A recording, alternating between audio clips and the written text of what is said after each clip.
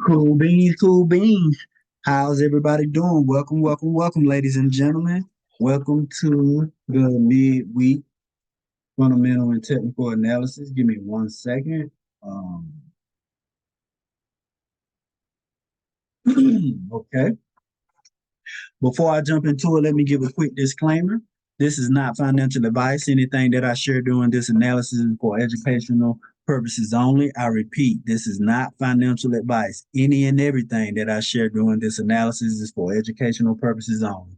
Cool beans? Cool beans. So let's take a look back at the beginning of the week analysis. I told you guys that being that we closed up on the consequent encroachment of the weekly PD arrays, that I did expect the dollar to push down and run or retest this monthly PD array, right? Told you guys that Monday. Go back and look at the tape. It's on YouTube. So we came down today, ranked that level, in price, you see how price reacted to that level. You see this long wick. We was we was not at that level for a very long time. We came down during um high impact news today at 2 o'clock, kissed that level and shot back up to the upside. And now price appears to be pushing up. Now, if you go back to the pre-week analysis, I told you guys 1 second.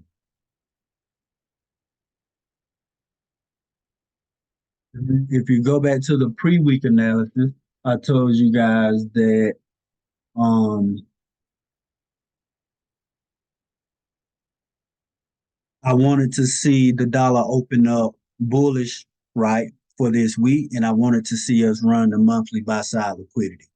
Well, on Monday night call, I told you guys that being that we closed below consequent encroachment of the weekly PD arrays, I wanted to see price come back down and retest the monthly PD array to the sell side. We got that today. And I wanted to see how price reacted to that level. Well, now we see how price reacted to that level. We got away from there quick, fast, in a hurry. And so um, we got high impact news tomorrow and Friday. And so I'm leaning towards price running that monthly buy side liquidity now that we've seen price did not want to sell and close below monthly PD array level in this daily volume imbalance, right? Came down and tested that daily volume imbalance here, came back down here, did not make it back down to that daily volume imbalance, kissed that 79% monthly discount PD array and push back up off of that. And so that leads me to believe that now the dollar is ready to run that monthly buy side liquidity. Cool beans, cool beans. So moving on to currencies. Told you guys Monday, right? That being that I wanted to see the dollar push down, I did expect for currencies to push higher. Um, And I told you guys that if we couldn't break and close back above consequent encroachment of this daily fair value gap, then I expected price to push lower. So there's always a if this then that scenario with the markets because we know the markets can turn on a dime. We can have manual intervention at any time or any kind of manipulation. So there's always if this then that. So if price didn't break and close above consequent encroachment, I expected us to push lower. We didn't break and close above consequent encroachment that I wanted to see us push lower. We didn't, we broke above it, but we didn't close above it. And so I expected price to push lower. And that's what we see price doing.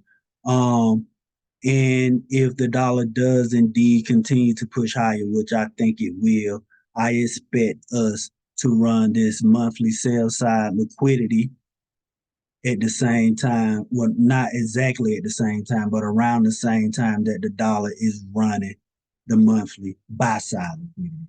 Because we know and understand that Euro USD is inversely correlated with the dollar. So that being said, that's that for Euro. Same thing for the pound. I expected us to push up Monday night, right, for the rest of the week. But I told you guys if we couldn't break and close back above consequent encroachment of this daily volume imbalance that I expected the pound to push lower. Easy peasy, simple as that. With NZD/USD, I told you guys that I did expect us to push higher for the rest of the week, at least till we got to these PD array levels, right?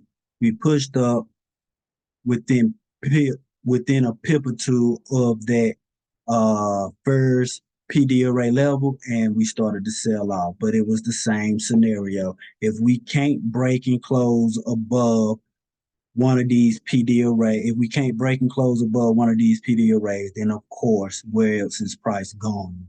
It's either going to trade sideways or it's going to go to the downside. So that's that for NZD/USD, and I do expect NZD/USD to continue lower to the downside for the rest of the week. That being said, moving on to futures. Now, looking at futures, right, from the beginning of the week, even the pre-week analysis, let me close. Okay. From the beginning of the week, even in the pre-week analysis, I told you guys that I wanted to see futures pull back this week. I wanted to see a pullback. And I told you that I wanted to see futures pull back down to the weekly PD array levels. Yeah.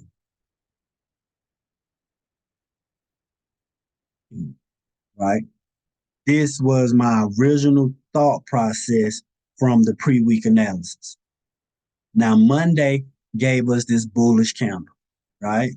And I told you guys that I'm not trying to call the top or bottoms. That we don't do that. We don't try to call top or bottoms, right? We let price show its hand and show us what it is that it wants to do. So after Monday, on Monday night's call, right?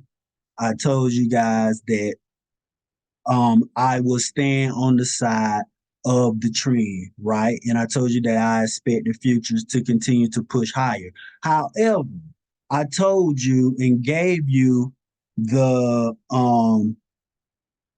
confirmations in the perimeters that I would need in order for me to get on the sell side of futures, right? And if you go back to the Monday night's class on YouTube and go to the 9-minute mark, you'll hear me tell you exactly what those perimeters are or were for me to get on the sales side of price for E-mini S&P 500, right? And if you go to the 11-minute mark, you will hear me tell you the same exact thing for ENQ. So let's look back at the tape. Monday night, I told you guys, going down to the hour time frame, I told you guys for ES that we would need, in order for me to get on the sales side of price, I would need to see price right below this imbalance here, this blue shaded level that I have on here. And what that blue shaded level is the 70, 50, and 30% Fibonacci levels, right?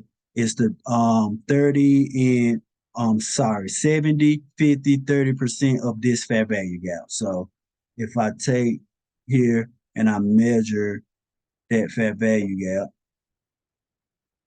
you'll see that the 70, 50, and 30% levels match up perfectly with this shaded area. See that, right?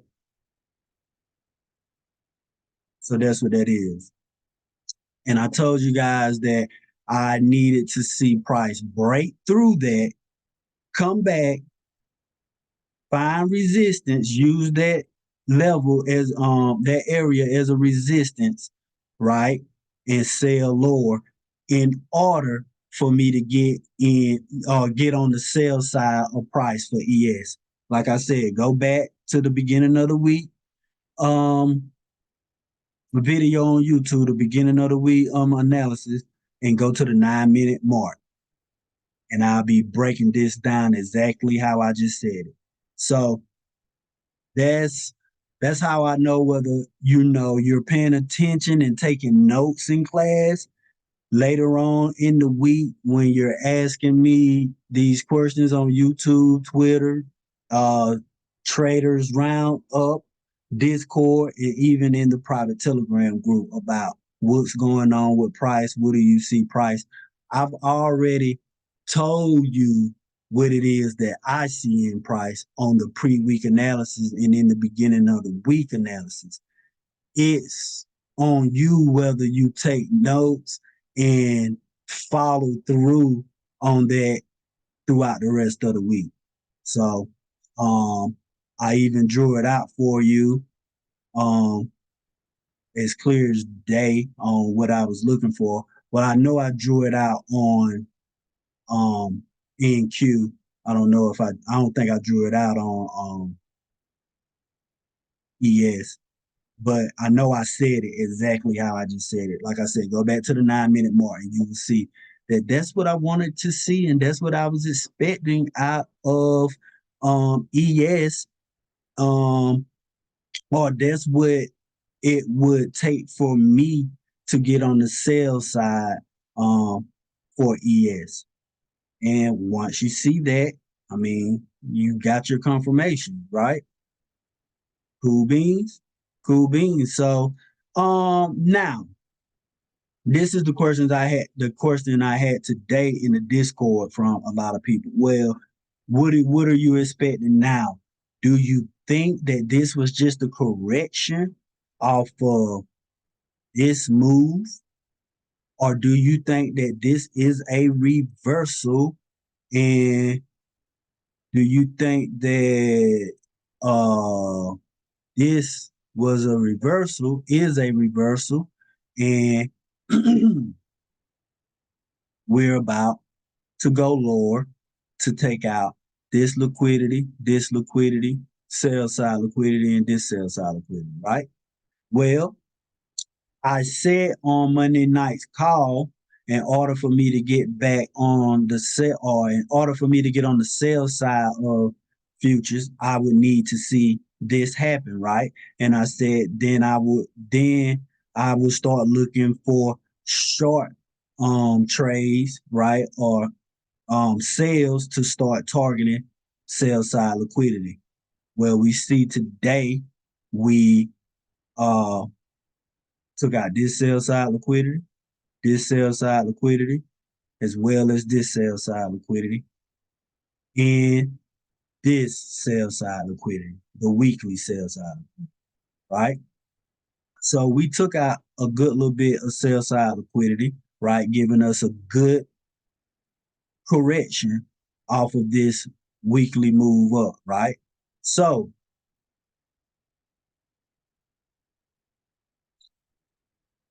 we're still in an uptrend, right? This could very well just be a correction of this last leg up that we see here, right? From this leg to this high. This could very well just be a correction because if you throw your fib on there, right? Go back to my ICT field.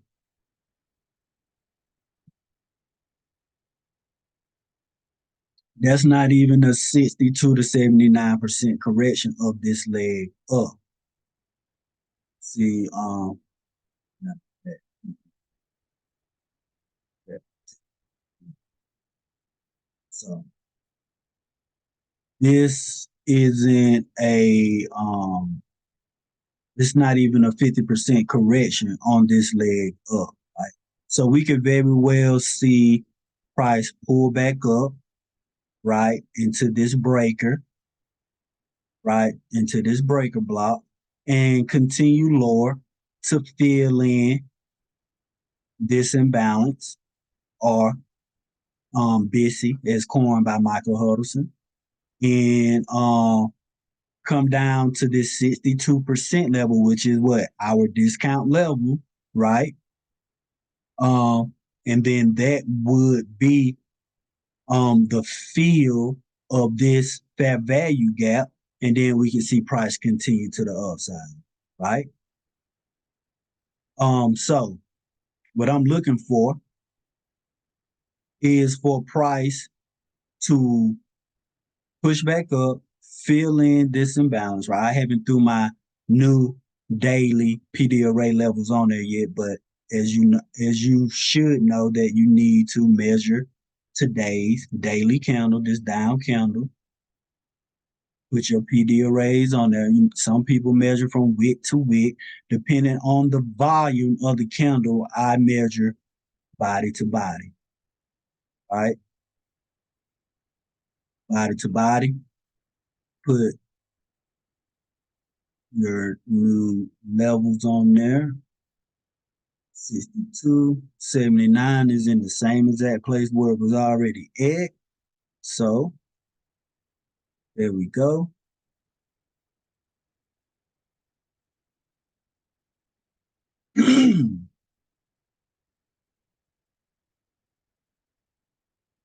There we go. You ain't daily sell side no more. There we go. And so, yeah, and that's beautiful because look what we got here. We got the new we opening gap here. That's what this blue shaded level is. Let me go down to the hour time frame. When we opened up Sunday evening at 6 o'clock, right?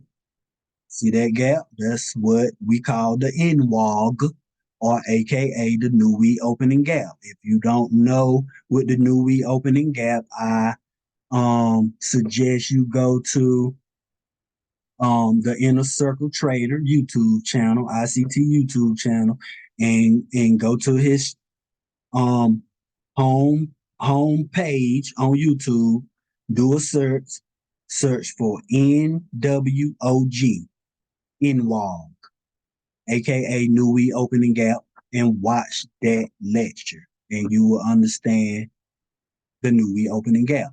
But once we seen price break below this imbalance right here, right, and find resistance and sell off right here. See this displacement that created this hourly fair value gap. Price came back up into that, respected it, did not break and close above that fair value gap. That's your entry right there after you've seen the break in the retest, show resistance and respected that level, and then show another displacement, which created another fair value gap. That is your time to pull the trigger. You don't need to hesitate or wait on nothing else. You done seen everything you need to see. Now it's all about, are you awake at this time? Because this is London. This 3 a.m. Eastern Standard Time. So a lot of people still sleeping in the bed. I know I was. That's why I missed this one, right? And had to get in on this leg. I think I got in right here at 9 o'clock at the opening bell when we pulled back up into this down candle, right? But that's what you're waiting on. That's what you're waiting to see, unless you're aggressive, right? And you're going to take this sale here and put your stop loss above what? Consequent encroachment, right? And you got to be comfortable with that, right? Or some people might have would have waited for it to come back up to consequent encroachment and put their stop loss above the upper level of that fair value gap, right? Or this area, right? Either way. Some people might have waited for it to come all the way up to that upper level and put their fair value gap above the opening of this candle. It's just depending on how aggressive or conservative you want to be, right? I'd rather be conservative and get that resistance and that respect here and see another displacement to the downside, creating a fair value gap and enter off of that fair value gap, right? Enter off that fair value gap, put my stop loss above this high, right? And it is what it is. You don't hit your stop, um, you're either gonna hit your stop loss or you're gonna hit your profits, either one. So that's what I'm expecting out of ES going forward for the rest of the week. I would like to see us pull back up into this new week opening gap, along with this breaker block, along with the daily PD array levels. That's three. There's three PD arrays. In walk, new week opening gap, breaker block, daily, premium PD array, right? So we get up in there and price, retest it, respect it, and we get a displacement to the downside with a fair value gap, and I'm taking that short off of that fair value gap every time to target this sell side liquidity that was created today, along with this imbalance, and TP3 would be somewhere around the weekly sell side liquidity here. Cool beans, easy peasy. Easy peasy. So moving on to NQ.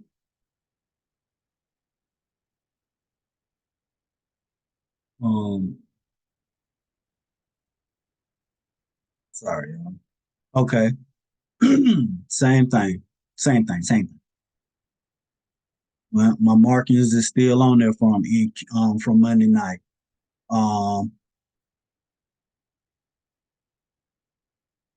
Told you guys that I wanted to see us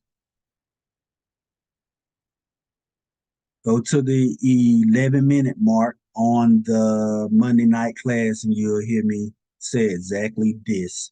I wanted to see us break and close below this hourly volume imbalance, right? I told you in order for me to get back on the sales side for NQ, I would need to see us break and close below this hourly volume imbalance, come back up, retest it, show resistance, and show displacement below it, right? In order for me to look for short positions on NQ, right? We broke and closed below it here. Came back up. We pushed back through it, but we just pushed back up to this fair value gap, right? Then we came right back down below it and closed below it again. And then this candle did not break and close above it, neither did this one. And you just see down closed candles after that, pull back here, down closed candle.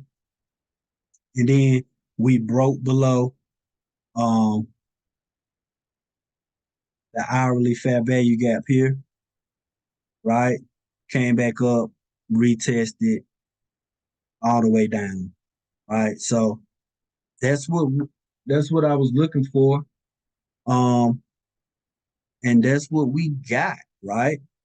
I told you guys that I wasn't trying to call the top, and I expected price to continue higher. But those were the perimeters that I needed to see. Those were the confirmations that I needed to see in order for me to get on the sell side of futures for NQ. And that's what it gave us, right? and it played out in textbook fashion. So the same thing for NQ. I would like to see us pull back up into this. Um, I would like to see us pull back up into this volume imbalance, right?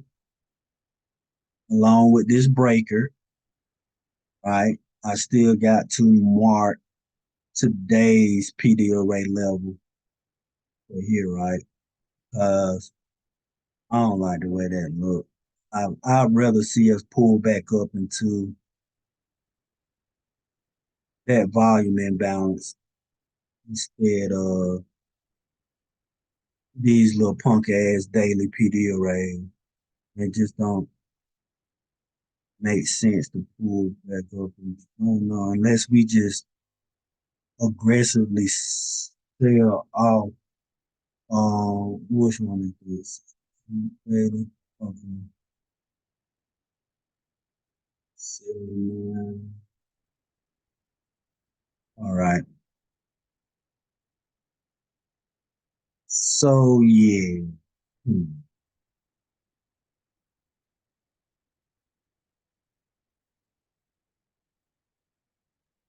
Yeah, I really they ain't that one. Me personally, they ain't gonna trick me like that. And it might just come up, kiss the 62 and continue lower, or kiss that 79 and continue lower. But I feel more comfortable letting it come up to this volume imbalance before I look for short, right? Because it might just blow right through them damn daily PD arrays, right?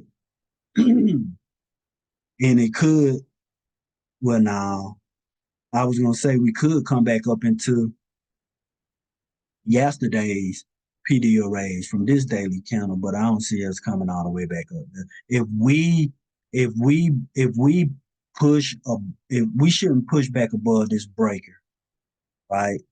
This daily breaker, we shouldn't push back above it, right?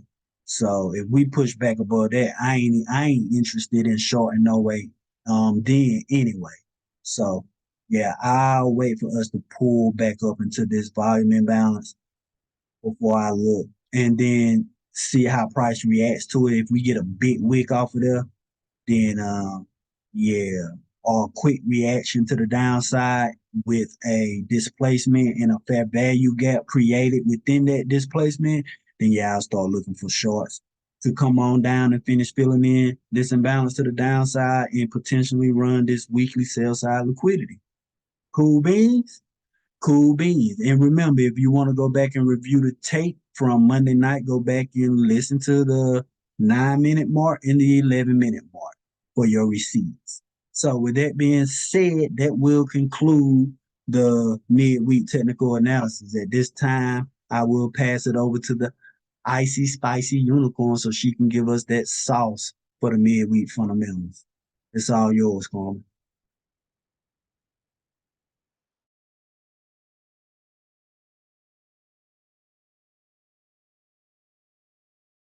All right.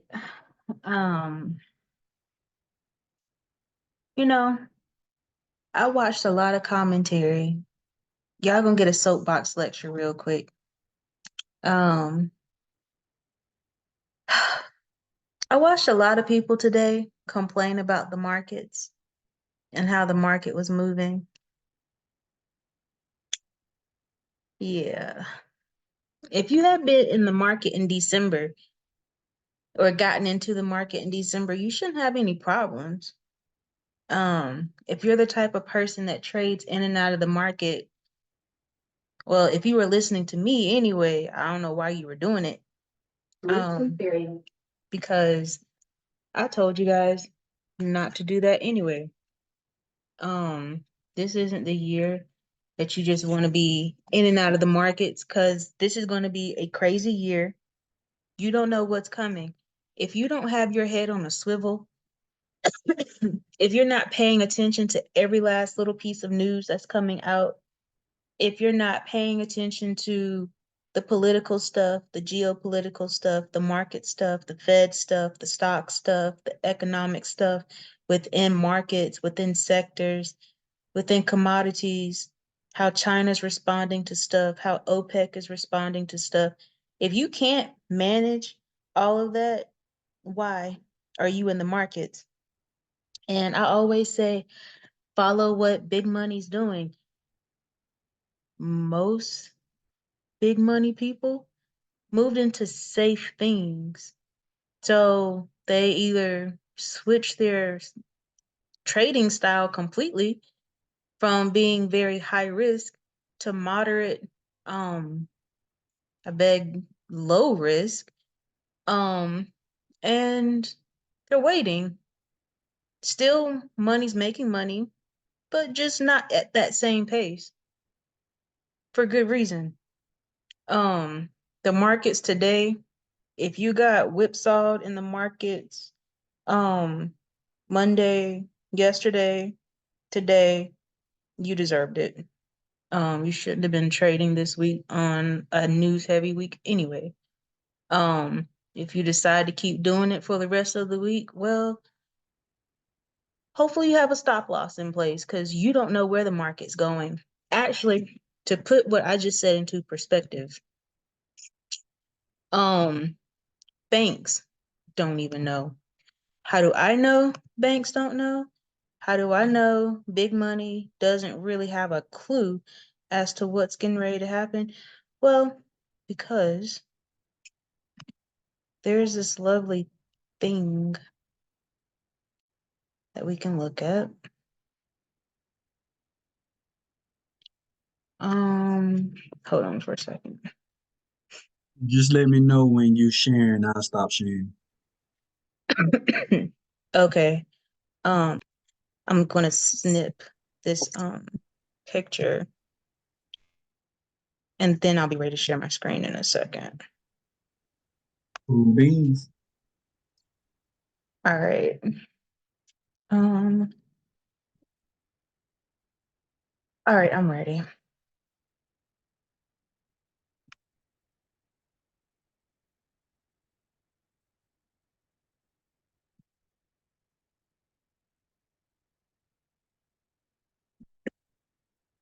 All right, so you guys should be looking at this snippet of a picture. This is a picture of the guesses for where rates are going to be. For today's meeting, there was a 50-50 chance, like nobody knew where rates were going to go today. If you look at where people think the probability is for where rates could be for the March meeting, here we go. So it's about 50-50. Then when you start to look out May, June, the likelihood that we will actually have changes increase as the year goes on. But the simple fact that whenever we look to the next meeting and people are trying to decide where rates are going to go or predict where rates are going to go, there you go. Probabilities are high that we could stay the same, it could drop. But then of course, when we get to May, the probability that we will get between 500, 525 basis points, that becomes the more high, well, on the higher end of probability, the most likely. And then the next bracket below that is still about 50-50. So when we are trying to predict things that are going to happen this year, is like, don't do it. Because you will often find yourself on the wrong side of guessing. If you've been following along on Wellness Wednesday as we go through the psychology of money, you'll know that's the reason why retail traders fail. It's not because they don't necessarily have the good picks. It's because retail traders try to time the market, when to get in, when to get out, how to get in, how to get out, don't stick to their plan. Like, it just doesn't work. This week, there's a really good example. Since we're here, let me just find it, because I think this is going to bring home the point. Also, the middle of this book has a lot of charts too. So, if you find a digital copy of this book, or if you choose to go buy it, then definitely pay attention to the charts that are in this book. So towards the end of chapter 6, he gives an example of investing, he being Morgan Housel, author of the book, of you could invest $1 into the US stock market every month, rain or shine. And he's talking about time basis from 1900 to 2019. This is just to give perspective, because he had been talking about what had happened over the course of the market in previous chapters. So it doesn't matter if economists screamed about a looming recession or a new bear market, you just kept investing. They call this person Sue. So maybe you decided that investing during a recession is too scary. So you decide to invest $1 when the economy is not in a recession, sell everything when the economy is in a recession, save your monthly dollar in cash, and then invest everything back into the stock market when it ends. They call that person Jim. Sorry for the coughing. And then they had another person. They said that this person takes a few months for a recession. It takes a few months for the recession to actually scare this person out of the market. And then it takes them a while to regain confidence to get into the market. So this person invests $1 into stocks when there's no recession, sells 6 months after the recession begins, and then invests back 6 months after the recession ends. They call this person Tom. Now, when I listen to these, most people on the retail side of things typically fall into the Tom category, because they try to time the market, often mistime it. But anyway, so during this period of time, 1900, 2019, you had invested $1 monthly. How much money would you have ended up with over time? Sue, the person who just did it regardless of rain, shine, recession or not, ended up with $435,551. Jim, the person who pretty much sold everything when the economy was in a recession, saved the dollar in cash, and then invested back into the stock market when the recession ended. $257,386. And then Tom, the person who sold into the recession, got back in afterwards, 234,476. So Sue got that by miles and miles. The thing about it is, people are like, well, that's 1900 to the year 1900 to the year 2019. That's 1,428 months. And just over 300 of those months were in a recession. And let's see here.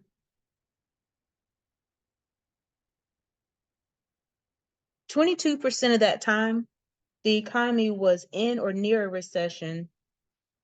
She's up pretty much 3/4 of what they would have been, because they were either not in the market or just holding on into something safe.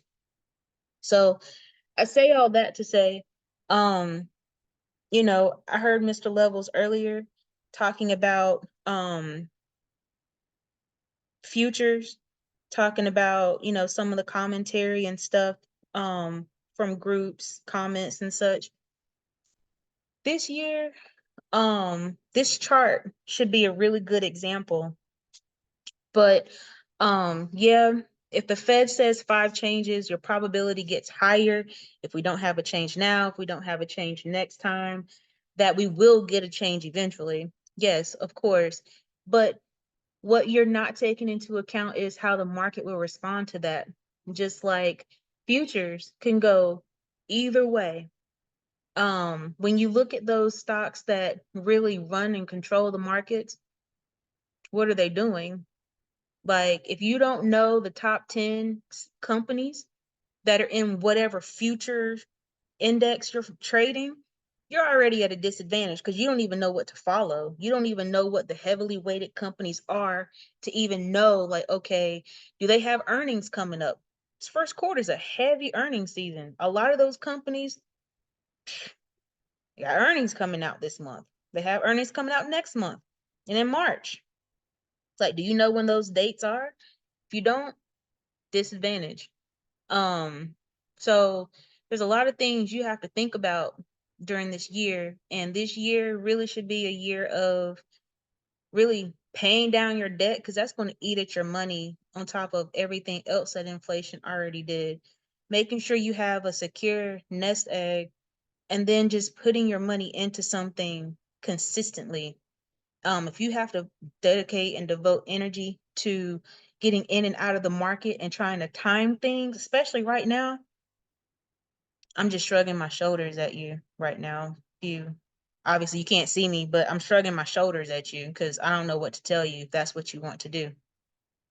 All right, I'm going to stop sharing my snippet and we are going to look at the Forex Factory calendar. Some of this I've already kind of sort of talked about. But these are things that are not going to go away. Obviously, these are things that are near and dear to the Fed right now. So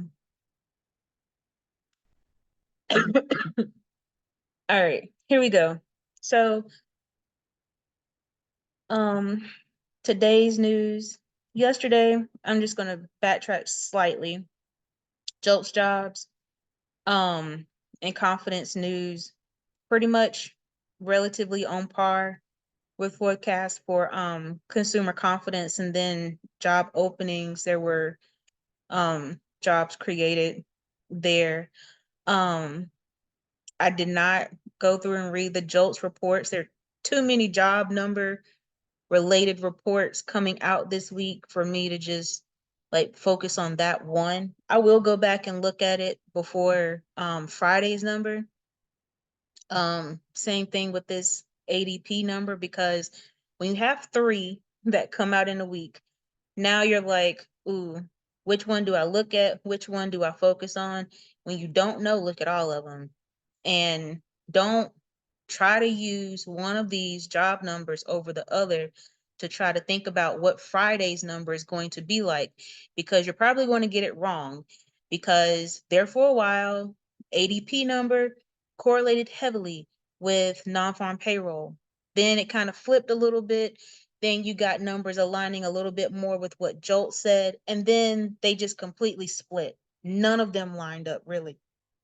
So, I don't care in the grand scheme of things what these numbers are.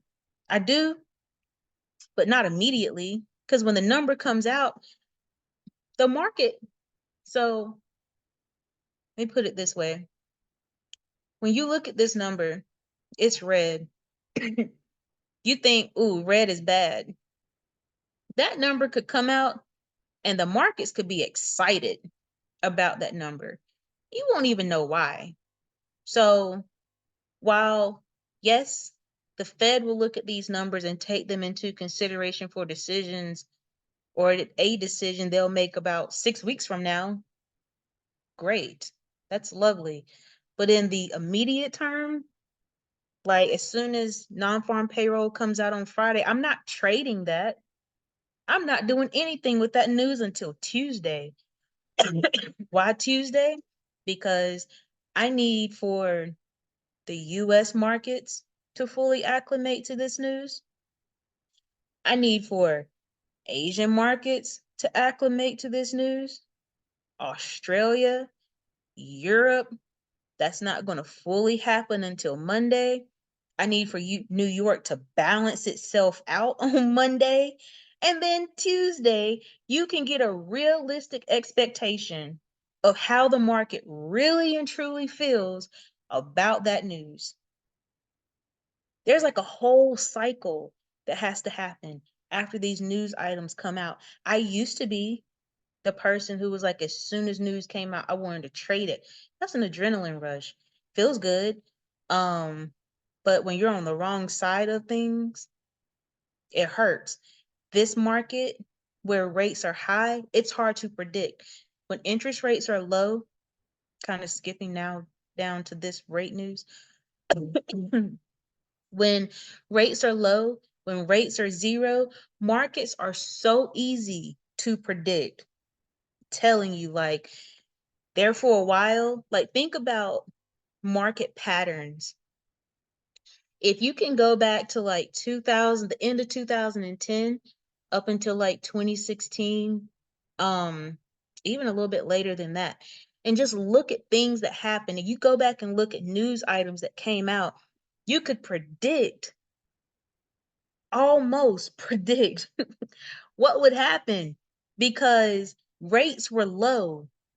It was in the businesses and corporations' favor. Whatever they wanted, they could do. If you wanted a loan, you could go get it. Like, money was free, air quotes, free. It was lovely. If job numbers were bad, the market was going down. If job numbers were good, the market was going up. If wages were flat and job numbers were good or jobs were created, the market was going up. If unemployment changed, let's say unemployment went up, job creation stayed flat, but wages went up, the market was kind of flat because it's like, how do I feel about that? You literally could pick apart NFP numbers and say, oh yeah, you could pretty much just like say, I'm just gonna put a buy in and just like sit and look at the market whenever the news comes out. And just be like, okay, cool. Now, no, this number right here says that this economy had a problem. Not a serious problem because it's not a 7 or an 8 like in the last time rates were super, super high. But it says we had a very moderate problem that the Fed had to go in and correct. And there's a lot of uncertainty in the market. There's a lot of uncertainty about how the market's going to flow. Why? Because that rate is high.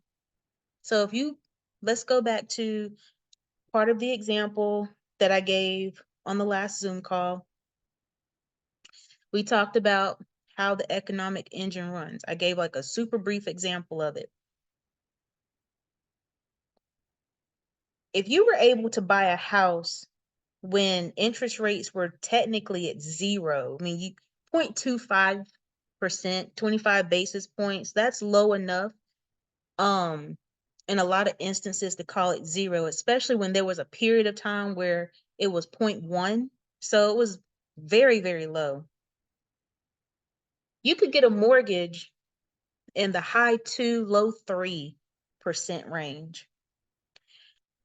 If you take a house that costs $100,000 at that interest rate, and then $100,000 at this interest rate, you'll see a huge difference in the amount of money that you need to buy a house. Now, if you are a working person, 9 to 5, roughly average American salary, you have to really reconsider what you are going to be able to buy. So your prospects at this point of going out to get a mortgage, to get a loan for a house, go down. You're not going to do that.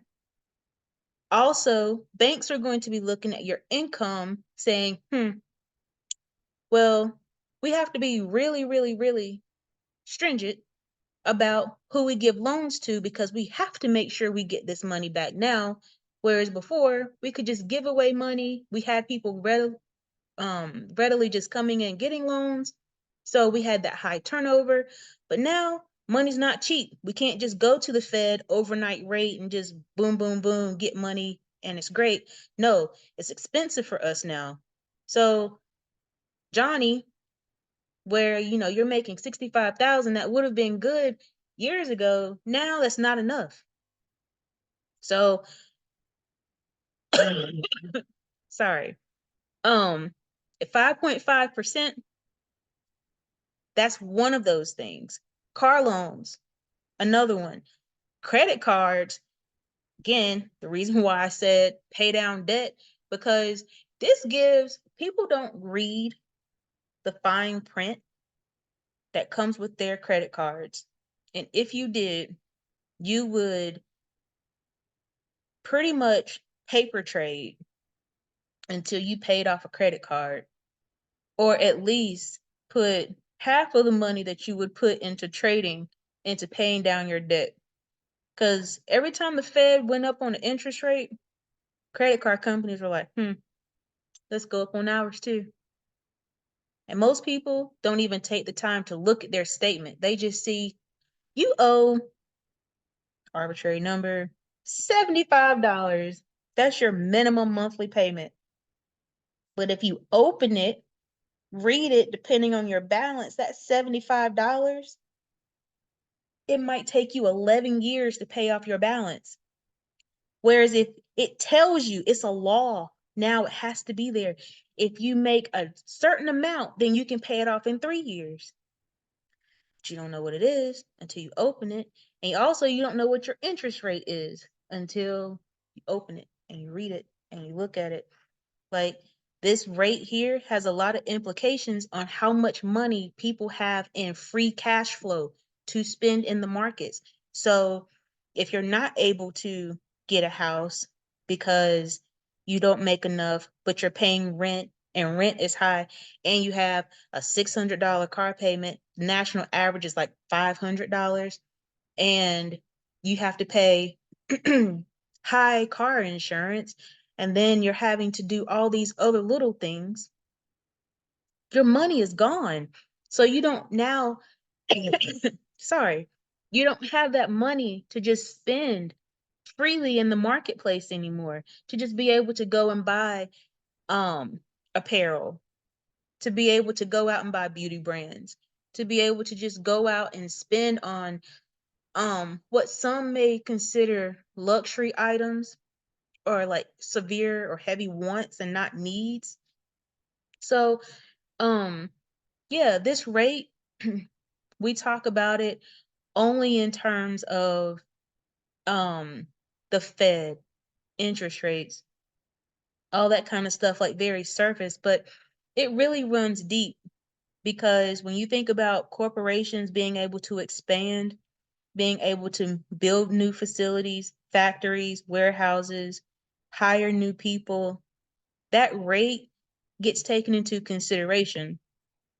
And people in corporate feel very strongly about that, because that rate determines how expensive it is for them to get money. That expense, let's say Amazon does decide to go buy land and or rent. A lot of corporations rent and people don't even know it. They could decide to go put a building on some land that they're renting, and the interest rate's high, or they decide to take out a loan and that interest rate is high. Okay, cool. They just did that, but guess what happens? That debt goes onto their balance sheet. You know who looks at the balance sheets? Shareholders, CNBC, Fox Business. And you know what happens when their earnings come out and there's a lot of debt? Their stock goes down. Because it's like, why are you taking on all this debt? And you're not making a lot of money.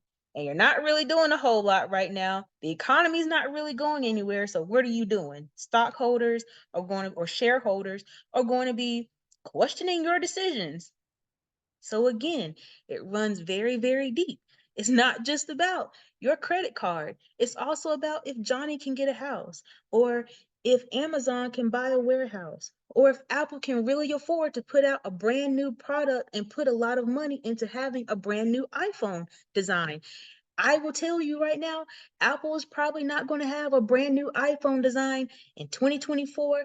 It may happen in 2025, but until they have the money to put into research and development to actually put forth towards a new design, you're going to get the same boxy looking iPhone. I mean, I have an iPhone in my hand right now, flipping it around, but as if you can see me. But that's what you're going to get. Like, because there is no money to put towards new innovation. New innovation in companies happen when interest rates are low. So if you want to really see that big push towards AI, you really want to see what is going to be the new thing, wait until rates go lower. Then you'll see it because they're going to hire all the people, put forth all the money, take on all the debt, because that debt is going to look really pretty when you can put out new marketing campaigns. You can say, look, we're hiring this person. This is what we're doing. And you can show it off and you can make it look nice and maybe even fake the funk for 6 months until you just get it nice and perfect. You can make prototypes. People don't realize prototypes are expensive because it's the first, it's the only. You're not mass producing it. Then you have to get the IP. All that stuff is expensive. Anyway, I say all that to say interest rates matter. If you didn't watch the press conference, I will show you how to get to it. You can Google Federal Reserve and you can come over here to, you can either do press releases, you can do speeches. The FOMC statement is here. So you can come through, you can read that. Videos, and it's right here. If you click on videos, you can click play here. You can also read the transcript, but then it'll also, it can, should say can, it can take you to YouTube. Because the Fed has a YouTube channel, so you can go there and actually watch the video as well. So you don't have to worry about missing it if you weren't able to. And then also if you're ever like, oh, I'm going to be at work, I'm going to be in the car, if you have like a hands-free way of playing it, you can set up, play the YouTube video in your car or play it straight from the Fed website. It'll just play over your speakers. You don't have to worry about holding the phone. Do it like that. Whatever it takes for you to listen to it, because you need to get used to hearing Fed language. Just skipping forward really quick to tomorrow, OPEC meeting, big, unemployment claim, big, and then ISM manufacturing. These other numbers that are in here for GBP, if you trade GBP USD, I don't expect that they're going to change their rates tomorrow. If they do, I'd be very, very, very surprised. A lot of these countries tend to follow suit with what the US did, even though a lot of people are like, oh, they probably already made their decision. They probably did. But at the same time, they like to sit back and wait because there's a balance that has to happen in the currency markets, because you can't have ally countries and countries that do very close business with each other outpacing each other, because that's going to throw off the pricing for items that they trade amongst each other.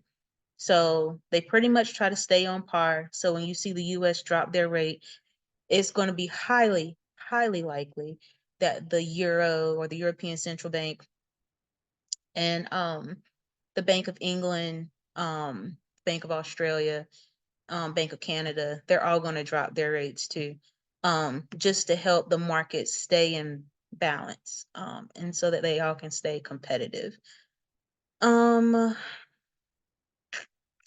Friday, NFP, we'll definitely cover NFP on Friday. I'll pull up the report. If you don't know how to pull up the report, you can click on that folder, Bureau of Labor Statistics. You click that link and it's going to pop up. It will literally be right here. Any other data that you want to see about past job numbers, like what sectors are hiring, which ones didn't hire a lot of people, you can go through and look at it based on geographic area. A lot of these tools they did not have on the homepage, so now it's very accessible. So you can find everything right here. Also, a lot of those CPI numbers, payroll, unemployment, average hourly earnings, these are the NFP numbers for December. So you can go through and just click around here. They're nice charts and graphs, and reports. So their reports tend to be more user-friendly now since COVID. Um, so here, whenever it comes up on Friday, this will be a web link. The PDF will just automatically download. You can embed the data somewhere, um, import it, macro it, sort it out however you want to. And then charts, it's just straight up charts. No words, just charts, or very little words with the charts. So that'll be that. And I'm done. Cool beans, cool beans, cool beans. Well, as always, we appreciate you dropping that fundamental sauce on us, Corner. We really appreciate it. With that being said, I'm gonna go ahead and bring this session to a close. As always, I appreciate you guys coming out, tuning in, getting this knowledge and empowering yourselves. Like I always say, if these reviews are adding any value to your trading journey, to your lives at all whatsoever, please feel free to like, share, and most of all, subscribe to the YouTube channel. It really helps out a lot. If you're interested in joining the private Telegram group, visit precisionpipsllc.com and sign up for the silver package. Cool beans, cool beans. So, as always, let your family and friends know you love them while they still here. And as always, peace and love, everybody. You know.